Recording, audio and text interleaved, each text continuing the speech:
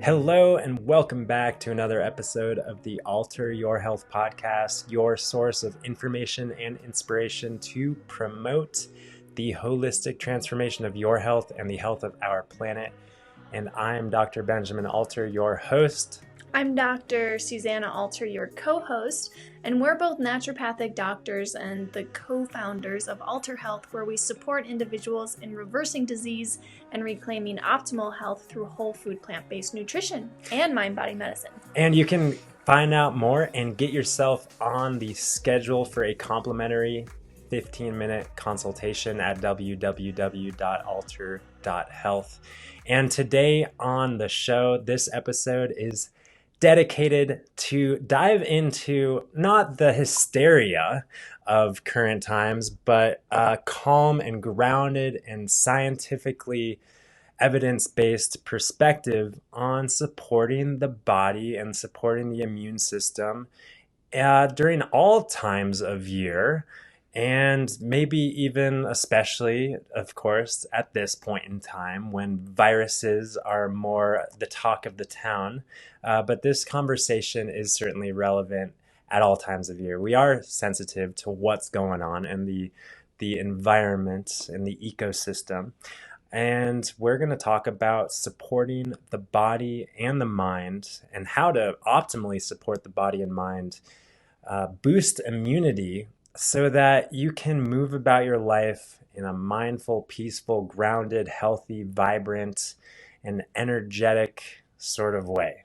Yes. Yeah. So nothing we say today, we're not claiming any of these are cures for COVID-19, the new novel strain of the coronavirus. Really what we're talking about in today's episode is what naturopathic doctors have been talking about for years and years and decades, which is optimization of your immune system. Yeah. And maybe just to spend 30 seconds talking about viral infections, viruses, they're everywhere. There are, in the body, we are outnumbered. Our physical human cells are outnumbered about 10 to 1 to bacterial cells. So bacteria is, of course, different than viruses. But on top of that, viruses probably outnumber bacteria another tenfold. So there probably are 100 more viruses inside and around and on the human body at any given point in time than there are human cells. We are more them than we are us. And it's so interesting that we've got this fight them, kill them, sanitize them, clean, purify ourselves from them sort of mentality, when in fact our environment, our world, and our health really depends on a healthy relationship with them, not a relationship that just attacks and kills. So we've got this innate immune system that is designed specifically to harness that harmonious relationship with foreign, so to speak, quote unquote, organisms, whether it's viruses, fungi, bacteria, parasites, you name it. And viruses are unique because once we are exposed to a virus, then they are to some degree in our system, our friends forever, and they can go latent and we develop an innate immune response. We develop antibodies to those viruses, to those quote unquote pathogens, and then they don't cause issues because we've got an immune system. So that really is quote unquote the cure to viral infections, is built into us, our innate immune response. And we want to talk about how to optimize that capacity to cure viral illnesses within.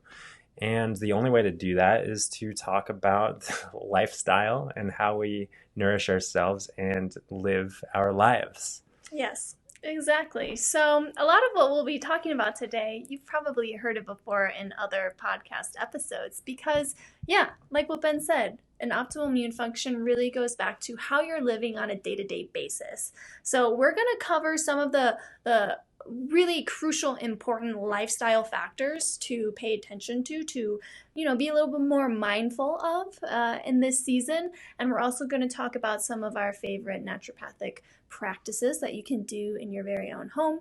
We're going to talk about some of our favorite immune boosting vitamins, minerals, and herbs that you can talk with your doctor about. And we're also going to talk about the impact of stress on the immune system and how to protect yourself from, experiencing too much stress right now. Totally. So where do we start? Should we start with food? Well, sure. Let's start with food. Okay. Well, we know that food is medicine, especially on this podcast. And it's not just us that say that or think that. I mean, it's science-based, evidence-based, that food is really the most powerful medicine that we have access to at any given point in time. And what I mean by that is it harnesses the power to support the body in healing without alternative side effects that are negative to the system, of course. So when we're talking about food as medicine, we're talking about nutrient density, right? We're talking about whole food, plant-based nutrition. We're talking about avoiding excess things that might aggravate or stress the metabolism or the immune system. So what else do we need to say? Well, let's focus on fruits and vegetables of all different colors. Yeah. Really, this is the perfect time to increase your intake of fruits and vegetables. And shoot for the rainbow, because each color represents a unique phytonutrient in that food that is going to support your overall health, your overall immunity. So try to get every color in your meal if you can. And this is really, what the main focus should be when we're sitting down to eat our meals 3 times a day. Yeah.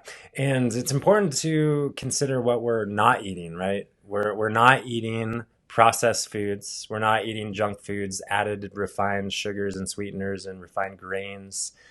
We're not eating animal products. And the reason why that is because these foods stress and aggravate the immune system. They provide something that can trigger an immune response and aggravate the immune system in a way that prevents the immune system from fully turning on when it needs to in the face of a quote unquote pathogen that your body needs to fight in any given point in time.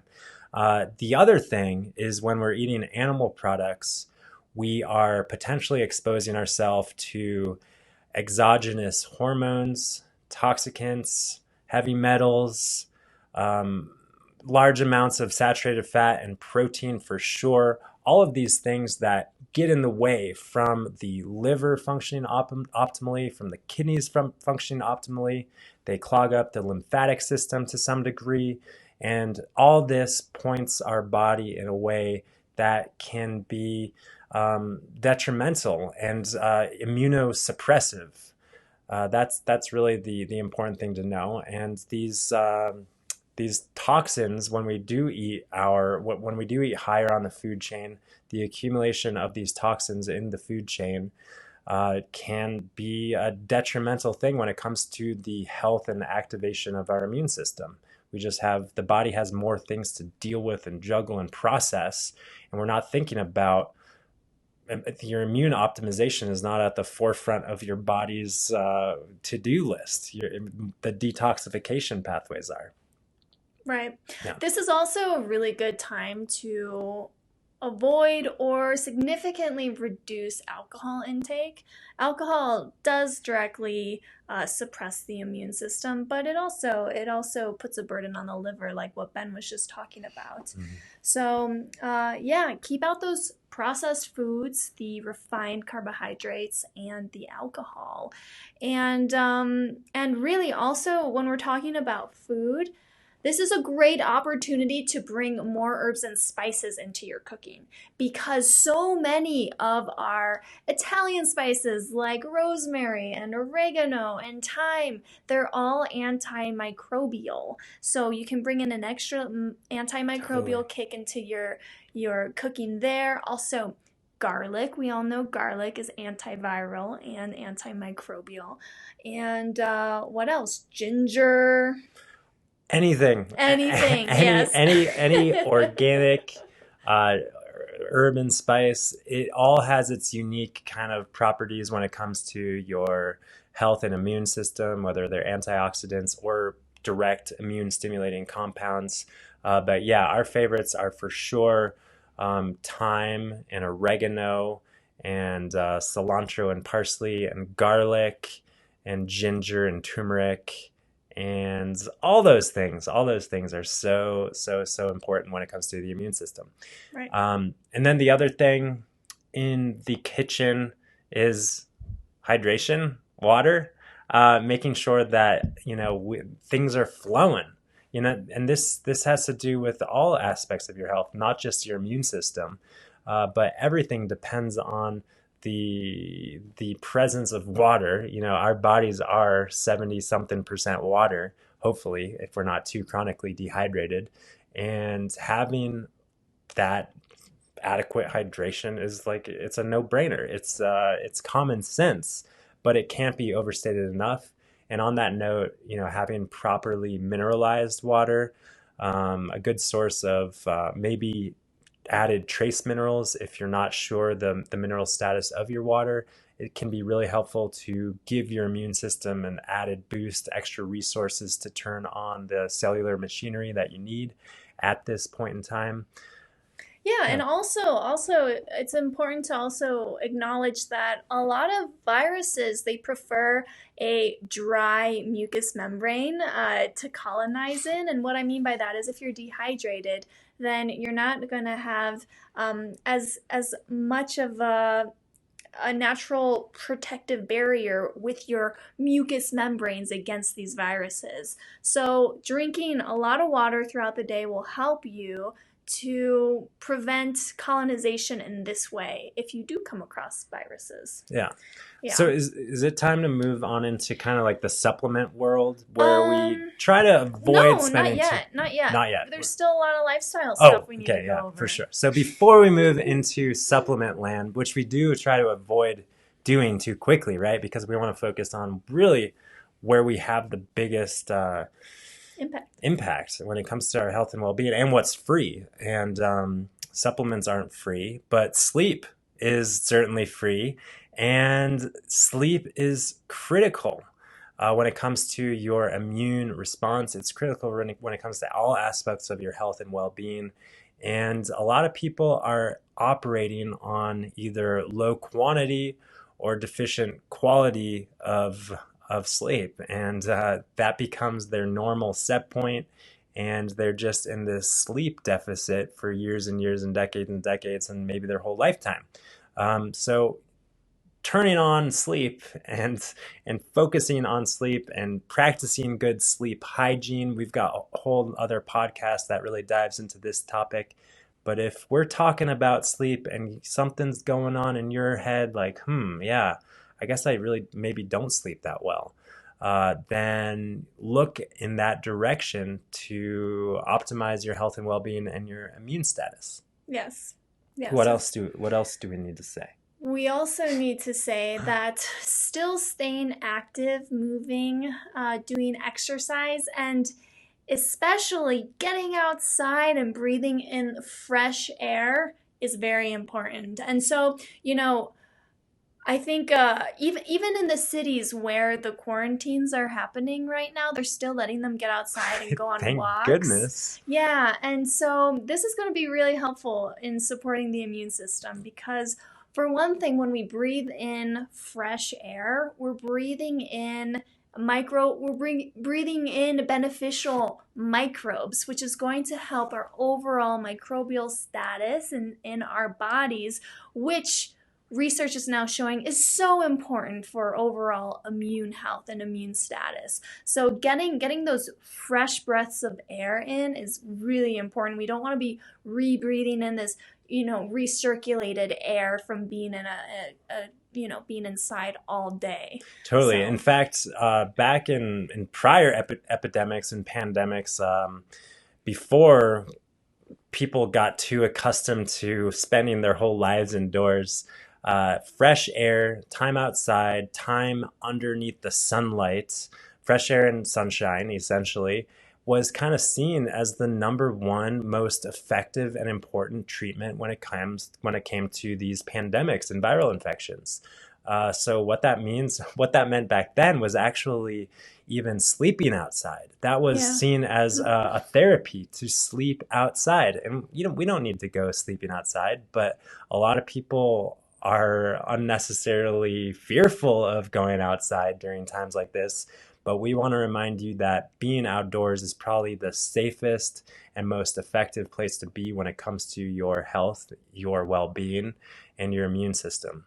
Yes, definitely. Yeah. And the other thing is, certainly, definitely, there have been a lot of, news reports about hygiene and about all doing everything you can in your control to make sure you're maintaining good hygiene, washing your hands for.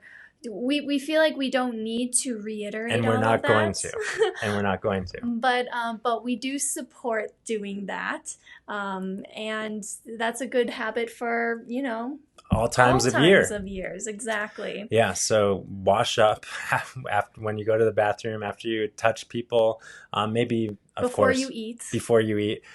Of course, being more mindful of that during this time of year when things are more prevalent, maybe. But at any time of year, there are bacterium and viruses all over the place, and it's just good practice, right? Yeah. Yes. Yeah, so those are some of the main lifestyle factors. The last one is hydrotherapy. Well, yes. This is kind of the last thing that when it comes to things in your day-to-day routine, things that you can places that you can look to optimize your health and immune status. Hydrotherapy is kind of the last cherry on top. Certainly a very powerful preventative mechanism when it comes to supporting your immune system. A lot of different cultures and countries and societies have different hydrotherapy practices. And for some reason, our culture has largely neglected this. And really what I'm talking about is contrast, and specifically focusing on cold exposures during the winter months. And of course, here we are emerging into spring. But chances are, if you did, or if you have been exposing yourself to cold temperatures, cold water, rolling around in the snow, things like that during the wintertime, your immune system is more activated come springtime. And hydrotherapy practices, from our perspective, can be done in home from when it comes to just taking your hot, warm, cozy shower and ending with 10, 5, 20, 30 seconds or a couple minutes of a cold blast, whatever you can handle. This is something that we can do each and every day, year round. Whenever you take a shower, you have an opportunity to stimulate your immune system. Right, definitely. The master Wim Hof is out there spreading this message too. And he's got the breath involved in that as well, activating the immune system and the nervous system through the breath. These are all things that are very much within our control, within our capacity. Yeah. But what we do in our own home is just end our hot showers with a cold blast. And really that has helped us stay healthy all throughout the winter. And feeling good on all levels. Exactly. Yeah. Exactly. So supplement time? Yeah, I do want to I want to go back to one thing I said about drinking water all throughout the day. Also, drinking warm water is an extra little bonus and boost for the immune system. Warm lemon water or Yes. some herbal teas, things like that. Yeah. Exactly. Yeah, it does boost the immune system, and it also creates a warmer environment in your throat where viruses tend to not survive as well. So, Interesting. yeah. Cool. They tend to like cold and dry, it seems. All right. Yeah. So when it comes to supplements, remember, supplements are called supplements because they supplement everything we just talked about. Right. A lot of people jump right to the supplement while they neglect their daily salad or their smoothie, and they continue to eat some degree of junk food. So clean up diet and lifestyle first and foremost. It's really within your power and capacity to do that. And then supplements can be a good additive, especially during times like this. Yes. And I will say that, supplements, they can be very individualized for each person, depending on what medications you're taking, depending on what conditions you already have. So with these, you definitely want to check in with your doctor, someone who knows supplements well, or you can schedule a consultation with us and we can help you out there. But don't just go to the store and buy all of these and start taking them because they might not be indicated for you. Yeah. So the first kind of category of supplements, and we're gonna run through these pretty quick. We're not gonna go in depth on any one of these, but the first category of supplements is kind of the food-based supplements. These include herbs, and these include nutritional powders, and they're preferable to isolated vitamins and minerals and nutrients. So the first category of food-based supplements is vitamin C. Vitamin C, of course, is derived from foods, and our favorite sources of a high-dose vitamin C is amla powder is a great one. That's an Ayurvedic herb, or the Indian gooseberry. Rose hips, you can make rose hips tea. Acerola cherry is another kind of tart fruit that is typically found in a powder form, and camu berry powder. So these are kind of nutritional powders that you can have on your shelf. You can put a teaspoon to a tablespoon of each in a smoothie in the morning, maybe sprinkle it on oatmeal. I don't know. We were kind of just talking this morning of how can people include these nutritional food-based powders in their diet. Our go-to is a daily smoothie, but be creative. Let us know what you come up with. Yes. Yeah. And so what other food powders did you want to go over? Oh, well, just having a green powder to cover your minerals and vitamins and nutrients from that perspective. And by greens, we mean like green vegetables that are powdered and freeze-dried. If you consider scooping a tablespoon of green powder into a smoothie or some other form, getting it into your body, it's like a couple handfuls of nutrient-dense green vegetables. And it's not as high as in fiber, and it's not going to give you as the calories, but it's going to give you the micronutrients. So we look at that as kind of the multivitamin, multi-mineral, so to speak, a green powder sort of thing. Mm-hmm. And then mushrooms. Oh yes. So we love our mushroom powders, and especially mushrooms like reishi and turkey tail. These are very immune boosting, immune regulating. And so what we like to do is we make a morning beverage where we mix these mushroom powders in with some cacao powder, a little bit. Okay, we don't need to do the whole recipe. we're already 23 minutes in. Mushroom powders and stuff like that. And also just cooking with mushrooms is great as well. They're food, right? Mm-hmm. Another kind of food herb kind of thing is elderberry. Elderberry has kind of been hyped up during this time because a lot of people say elderberry might not be something good to take when you have an infection of a virus like COVID. However, as a preventative mechanism, elderberry is very powerful. But the whole conversation does shift a little bit. If you do have a viral infection, if you do have symptoms, then the strategy, the conversation, everything changes. So this conversation, just backing up like 25 steps, is very much from a preventative immune boosting point of view. Yes. Yeah. Yeah. Yeah. And then, so I guess should we just finish some other herbs that we like? Yeah, So some these, immune herbs. yeah, these herbs, they're in the immune boosting class, but they're also in the antiviral class. They haven't been proven to be antiviral against this particular strain of Right. coronavirus, but in general, they've been seen to kill a lot of viruses. And so astragalus is one that we really like. You can also get this in a powdered form and put it in a smoothie. You can put it in a soup. Astragalus is, it's great for children. It's a good, safe herb that boosts immunity. Echinacea. Yeah.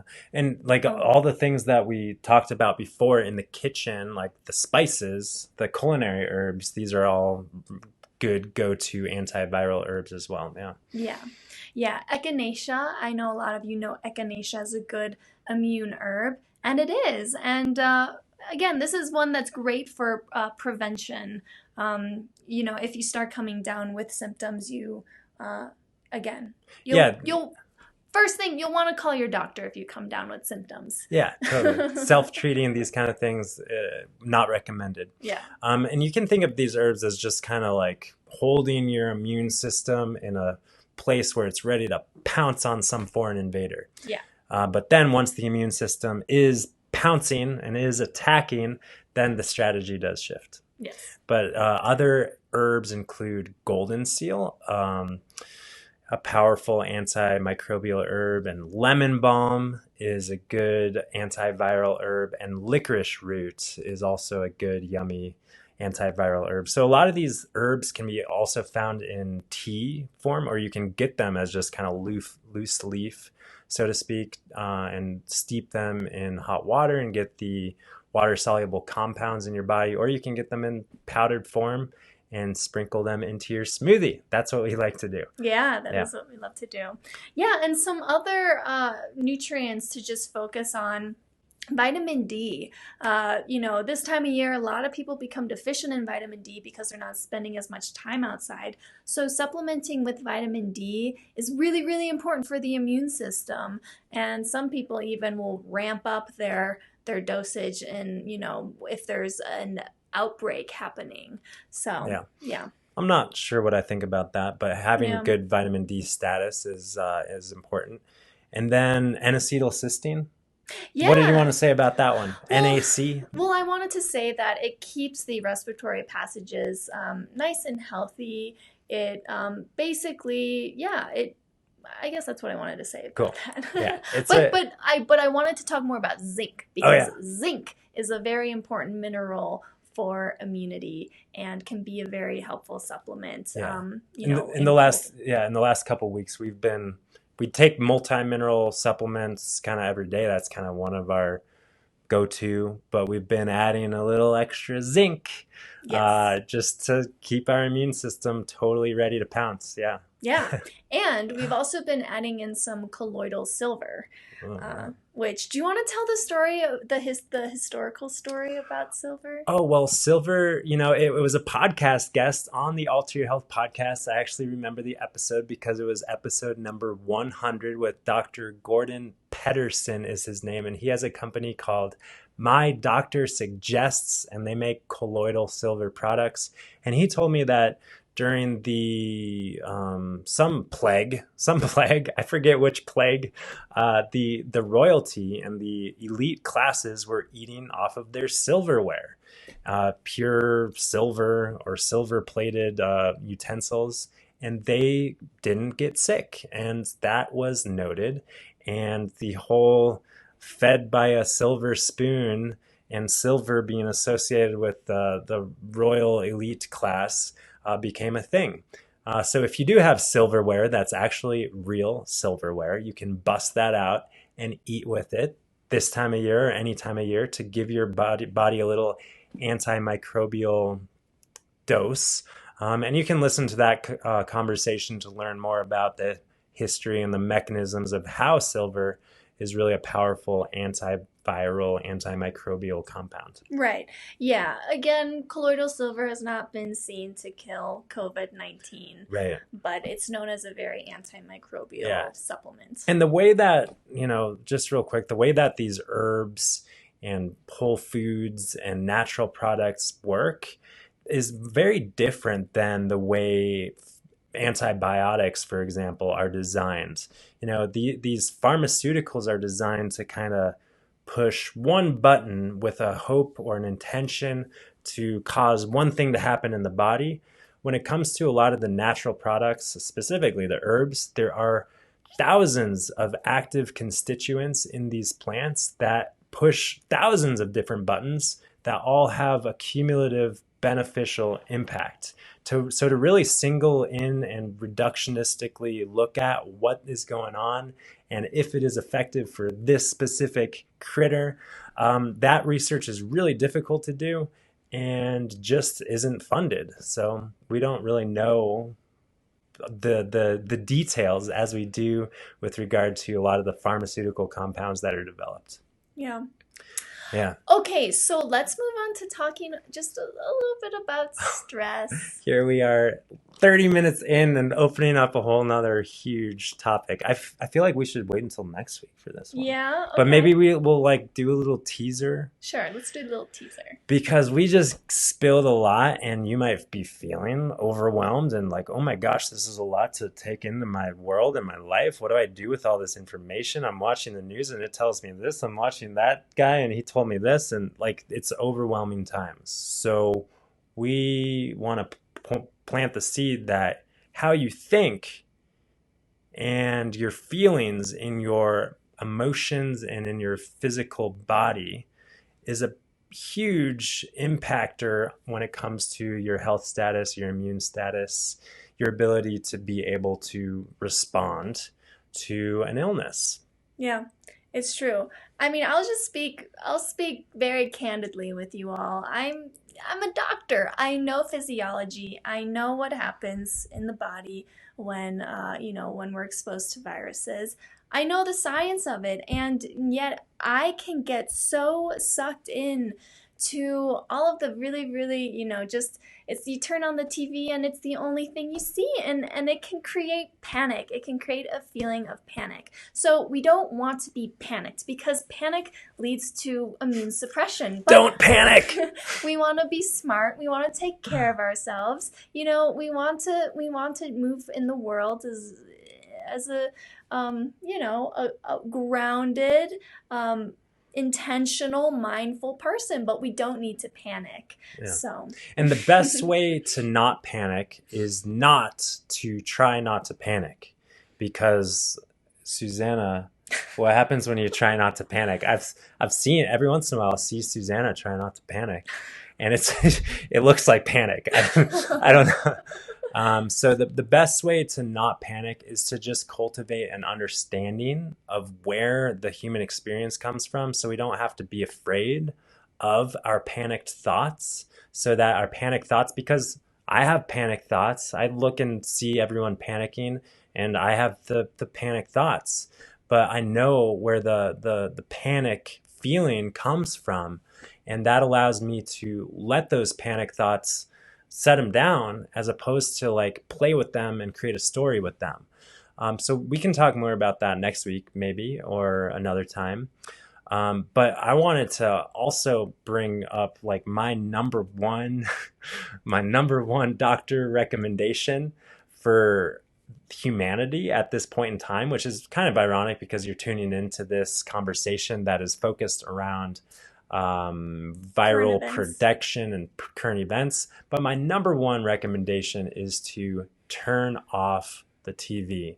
Like, yes, be informed, don't put your head underground, don't bury your head in the sand, whatever the phrase is, but just get enough dose of whatever current events that you need in order to survive. You don't need or be informed.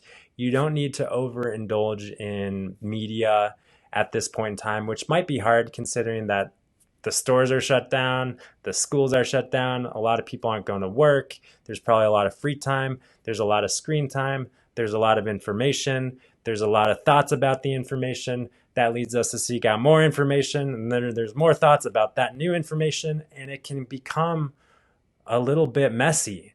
And so we just encourage you to maybe turn off the TV, put down the screens, and go for a walk if you can. Like, once again, face that outside world and know that that's probably the safest place that you can be, both like physically and mentally and emotionally. Yeah, so that's kind of really what I wanted to say. Yeah. Which is, you can take this podcast with you. You can take this podcast and listen to it outside. How about that? Yeah, and if you're wanting a personalized immune kind of action plan for you to support your immunity with some of these natural agents that we mentioned today, we'd be happy to talk with you about that. You can, again, schedule that complimentary visit, 15-minute with us, and we can figure out how we can help you best. And what else? That's it. That's it. Thank you so much for tuning in this week on the Alter Your Health podcast. And if you haven't done so already, we'd so appreciate if you hit the subscribe button if you're listening to the replay. But we are, by the way, live in our Facebook group, Plant-Based and Stress-Free. But if you're listening to the replay on YouTube or any other podcast audio platform, we'd so appreciate a subscribe. Leave a rating or a comment, leave a review. We do take that feedback to heart.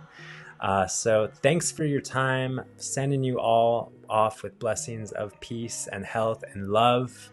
And we'll be in touch next week on the Alter Your Health podcast. Yeah. Bye for now.